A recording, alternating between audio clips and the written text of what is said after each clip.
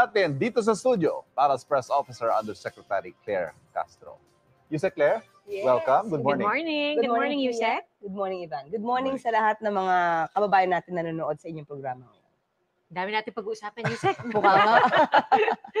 Unahin natin, Yusek, yung mga kilos protesta nakita natin kanina. Habang nagre-report po yung mga kapuso natin sa iba't ibang lugar, kasama natin dito si Yusek Claire.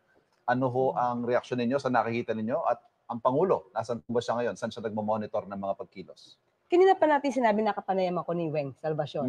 Sabi nga natin, even before, ang Pangulo kasi nirespeto niya yung karapatang pantao sa kanilang pagpapahayag, freedom of expression. So, kahit nga ang Pangulo, sinabi niya kung hindi siya presidente, malamang nandiyan din siya sa labas at sumisigaw ng katarungan para sa pondo ng bayan. So kung ano yung nakikita natin ngayon, hanggat hindi naman sila lumalabag sa batas, hindi naman po yan pipigilan ng Pangulo. Dahil alam po ng Pangulo yung hinaing ng taong bayan. So ngayon po nagmamonitor pa rin po ang Pangulo kasi doon nangyari. Within the vicinity po, sa Malacanang. Nasa Malacanang.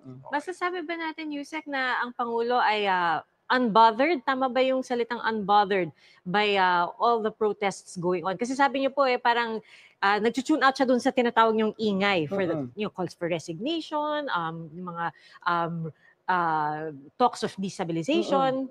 Hindi natin masasabi na talaga unbothered kasi politikang issue to At hindi lang naman isang araw ito na protesta, nakaka-apekto rin naman to sa pangkalahatan, sa ekonomiya, sa impresyon ng ibang bansa sa atin.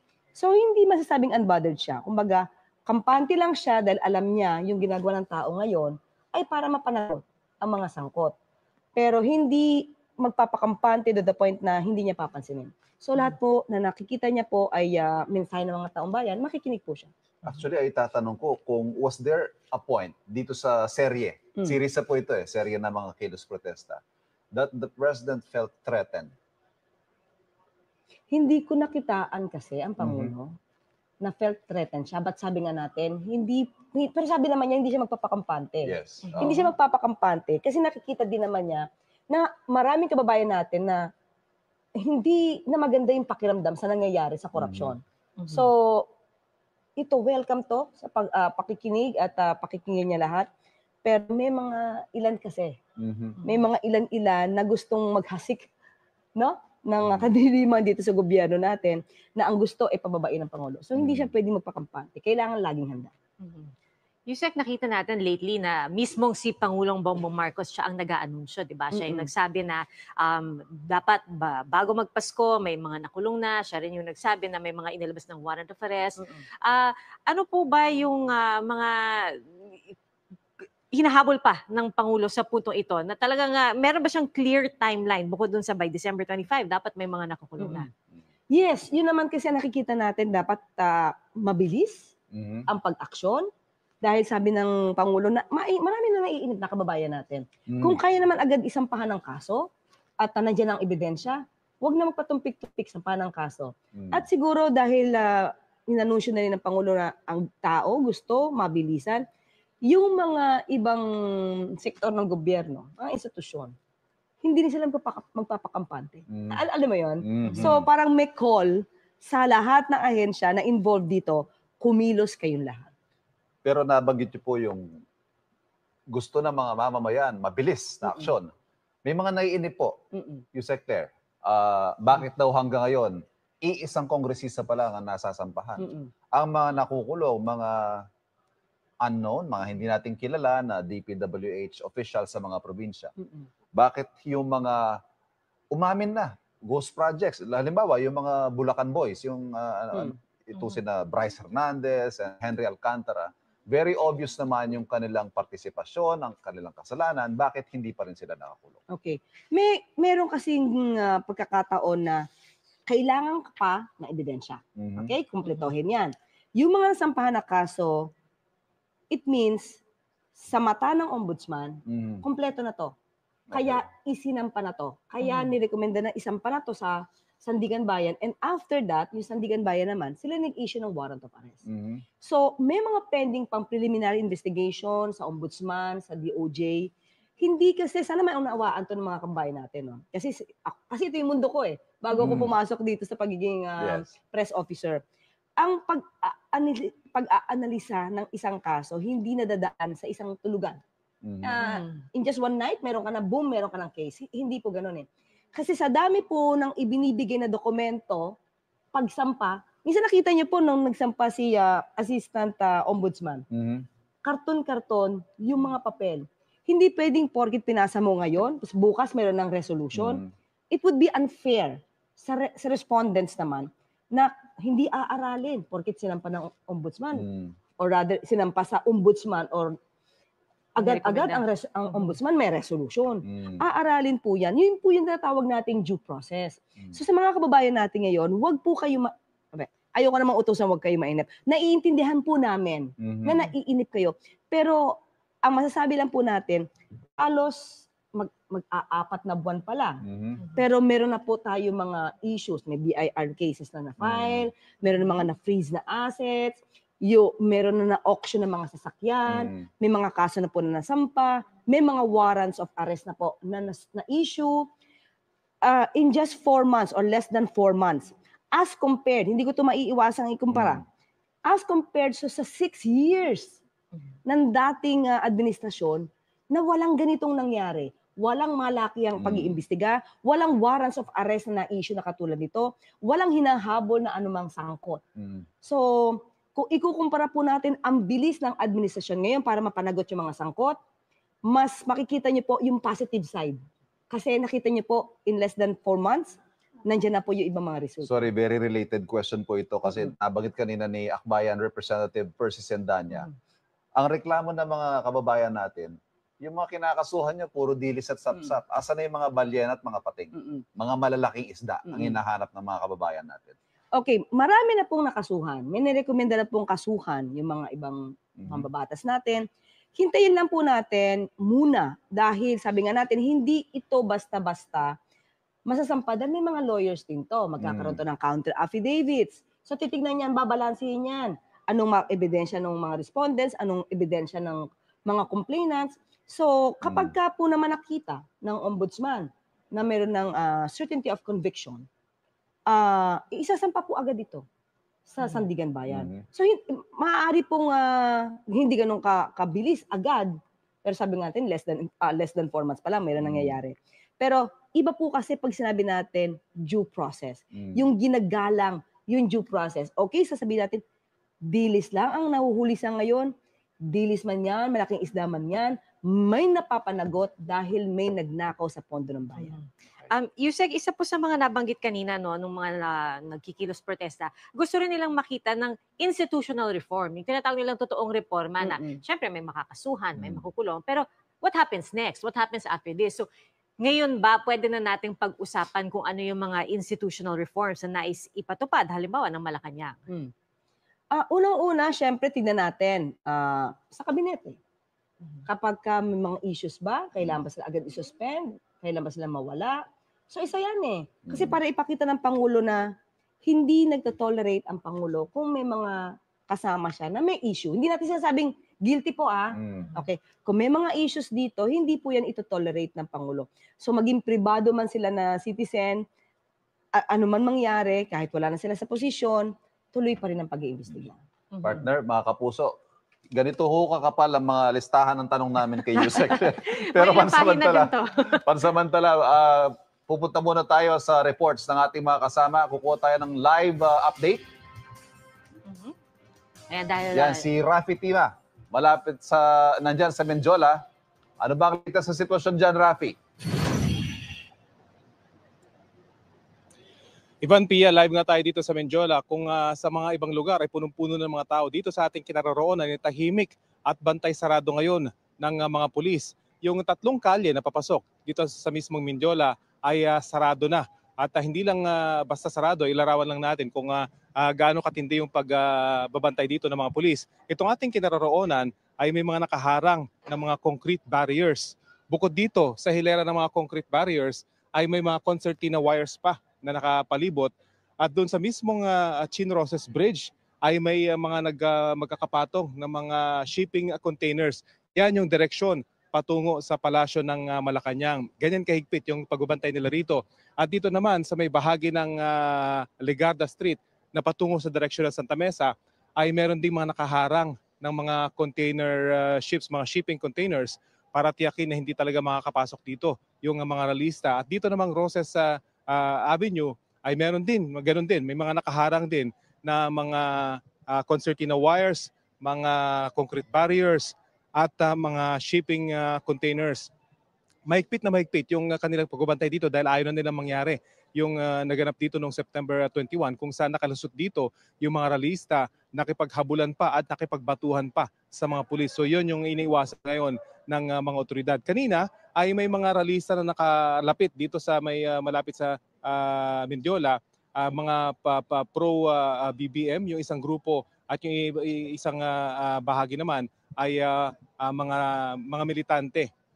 Wala naman silang ginawa, doon lamang sila sa may harang kung saan sila inabot at doon na sila nagsagawa ng kanilang maikling programa. Pero sandali lamang ito at nadatan pa sila dito ng hepe ng NCRPO at nadalaw pa sila at nakumusta yung kanilang kalagayan. Pero pagkatapos noon ay payapa na rin silang umalis. Gayunpaman ay patuloy pa rin yung pagbabantay ng mga otoridad dito. Inaasahan na mamaya ay posibleng magtungo pa rin dito yung malaking bulto ng mga realista na manggagaling naman dyan sa Luneta, kung kaya't hanggang ngayon ay bantay sarado pa rin itong Mendiola. Of course, alam natin kung ano yung significance itong Mendiola. No? Dito talaga nangyari yung mga malalaking mga pagkilos mula pa sa panahon ng ama ng kasalukuyang Pangulo hanggang sa panahon ni Cory Aquino, hanggang sa panahon ni Ramos, Estrada, ay dito yung mga lalaking kilos protesta kung kaya't napaka-significant para sa mga realista itong lugar na ito dahil ilang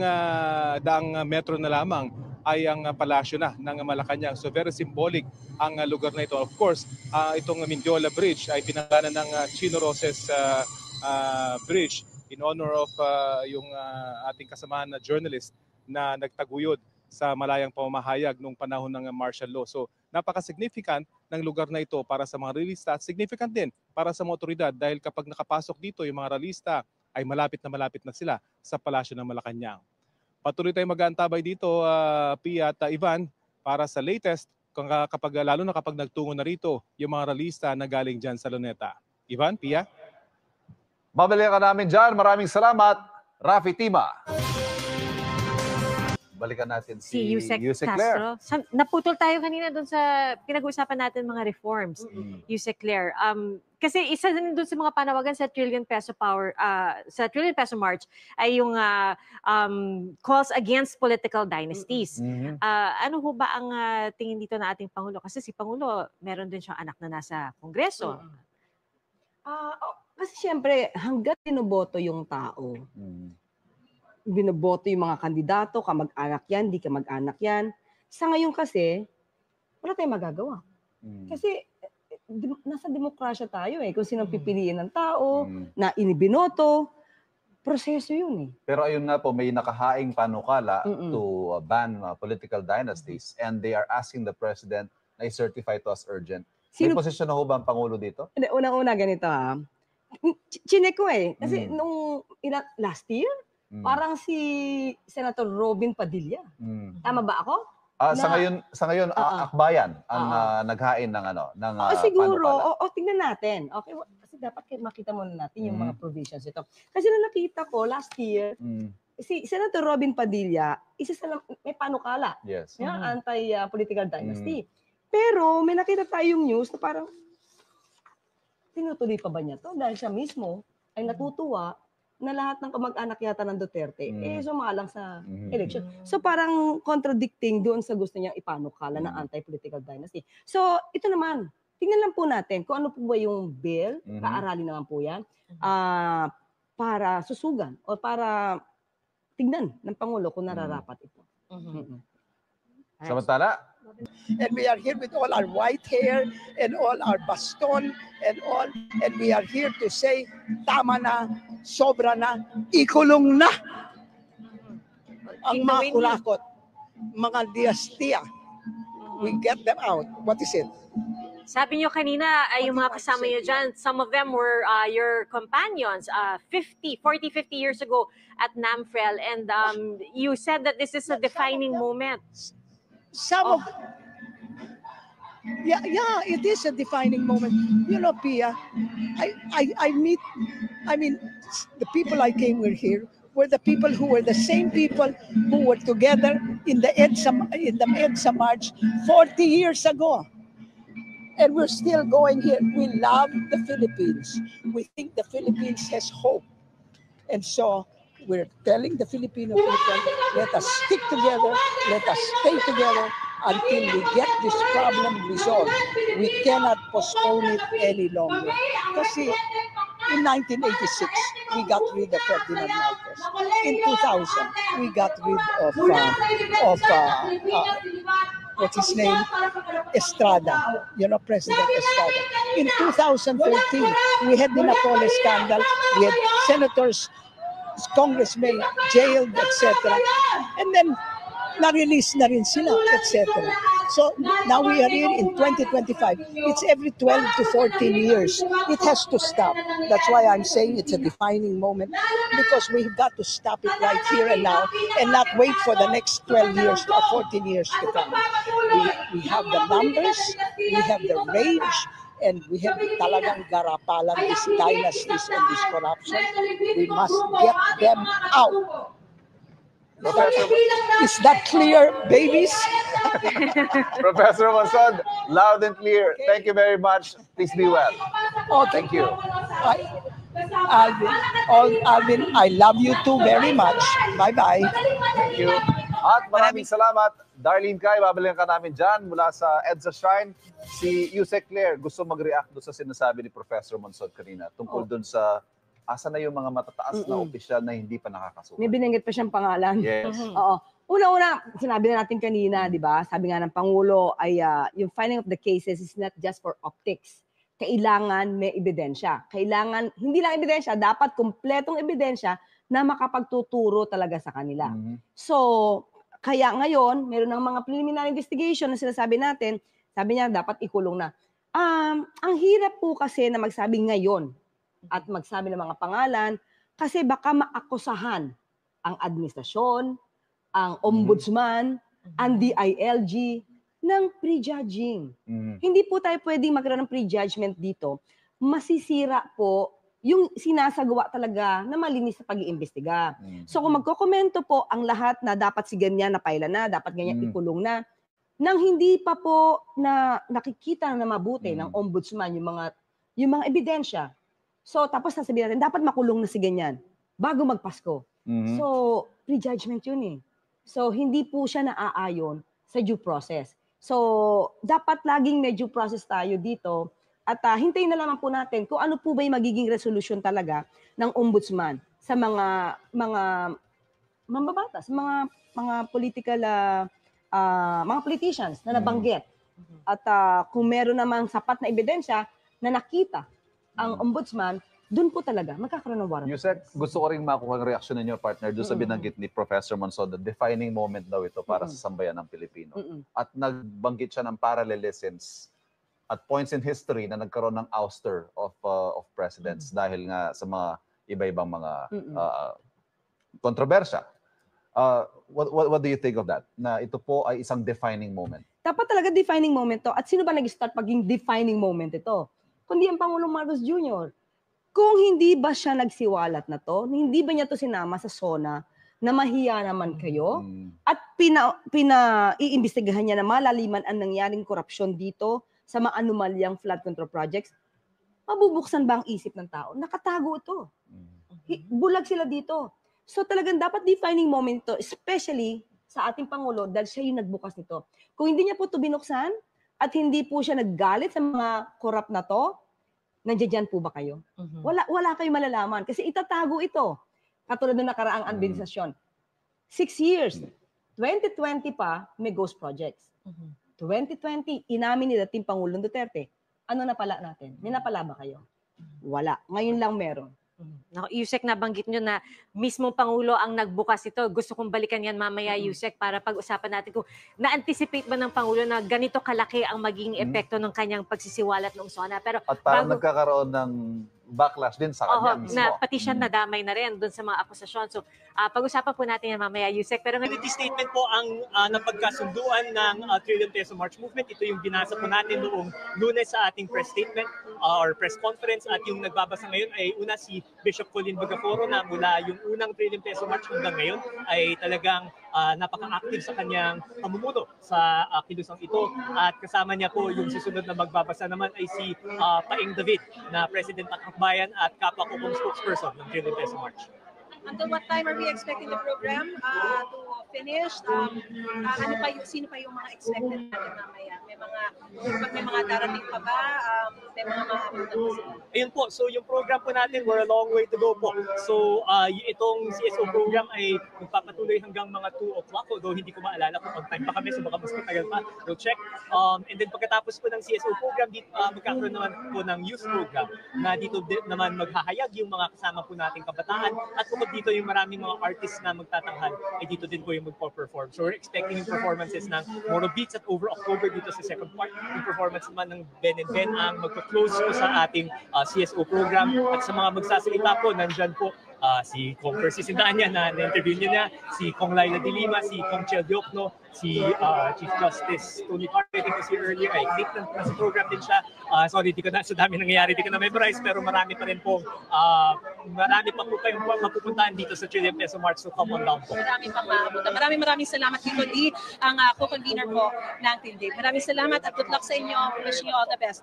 At sana maging mapayapa po all throughout. We're doing well so far. Thank you po. Alright. Thank you. At yan po mga kapuso ang pinakasariwang sitwasyon sa mga sandali pong ito. Nagpapatuloy po itong unity statement na isinasagawa po rito at pagpapahayag pa rin po yan ng pananagutan, yung paghingi ng pananagutan sa mga korupsyon at kabulastugan na ginagawa at pagnanakaw din sa buwis ng taong bayan. So yan po muna ang litas sa sitwasyon. Balik po muna dyan sa studio.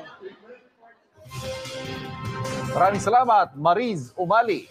So, hinga natin ng reaksyon si Yusek Claire doon sa binanggit ni Kiko D. Kung seryoso daw talaga ang Pangulo na mapanagot ang mga dapat managot, dapat walang sasantuhin, maging ang kanyang sarili. Maging ang sarili niyang anak, pinsan, kung nababanggit na, dapat daw iimbestigahan. Yun naman ang gusto ng Pangulo. Even before, at the start, walang sasantuhin, kamag-anak, kaalyado. O pati siya. Pati siya. So, sabi nga ni Sir Kiko, may positibo naman dahil may nakikitang aksyon. Pero gusto na kasi mapanagot, yung siguro yung malalaki na mga tao, yung mga may impluwensya. Pero still, sasabihin nga natin, unti-unti ito, hindi ito nadadaan sa dahas. Pero Yusek, will the President submit to the ICI? Of course. Yun naman ang gusto ng Pangulo. Kung sakali halimbawa, ipatawag siya o imbestigahan siya, haharap siya? Kung meron na ipipinpoint sa kanya, sasagot ang Pangulo. Bakit? Kasi ito lang naman minsan logic Yes. Hindi naman i-open ng Pangulo ang issue na to kung alam niya natatamaan siya. Alam niya sa sarili niya na wala siyang ginawang mali at kailangan maimbestigahan to para malaman ng taong bayan, ito po ang nangyari sa pondo. So handa po tayo kahit tamaan yung kanyang administrasyon, kahit tamaan yung kanyang mga kaalyado o kamag-anak, kailangan to makita ng tao. At dahil dito, ayan na po. Iyan po ang nagiging resulta. At kumbaga, dahil sa pagbubunyag ng Pangulo dito, nabukas ang utak natin, ang mata natin, na talaga palang inaabuso ng mga makapangyarihan itong pondo ng bayan. At yun yung gustong labanan ng Pangulo.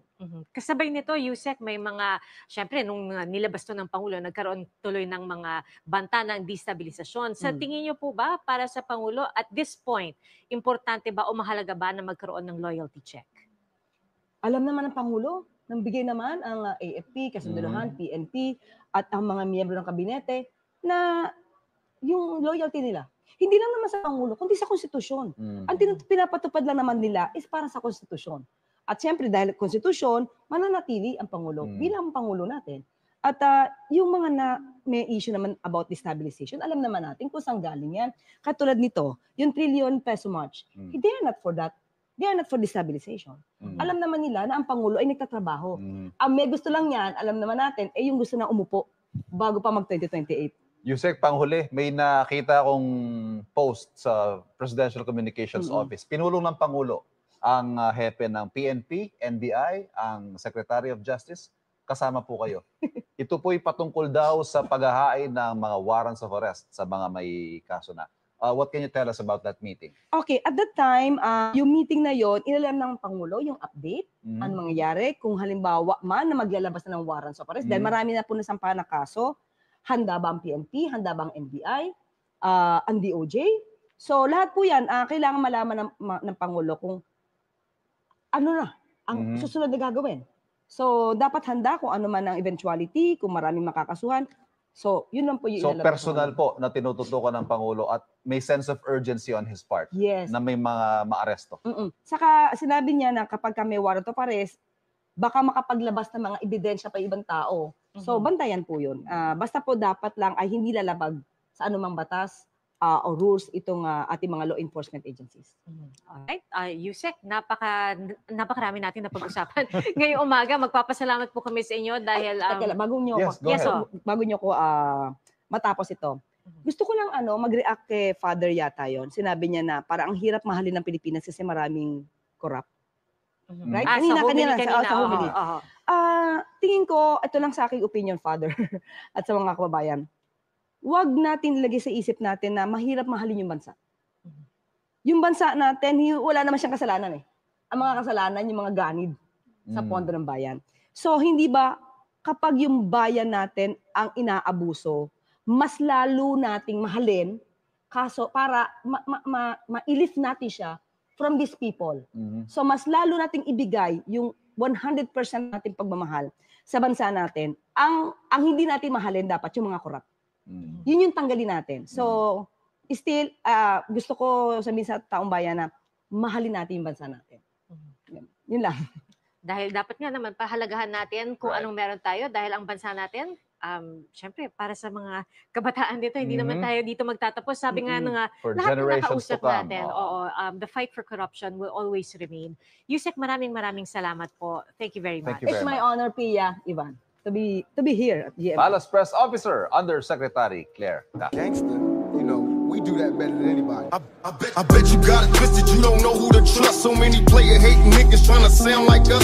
Say they ready for the front, but I don't think they know it. Straight to the depths of hell is where them cowards going. Well, all you still down, nigga, holler when you see me. And let these devils be sorry for the day they finally free me. I got a caravan of niggas every time we ride.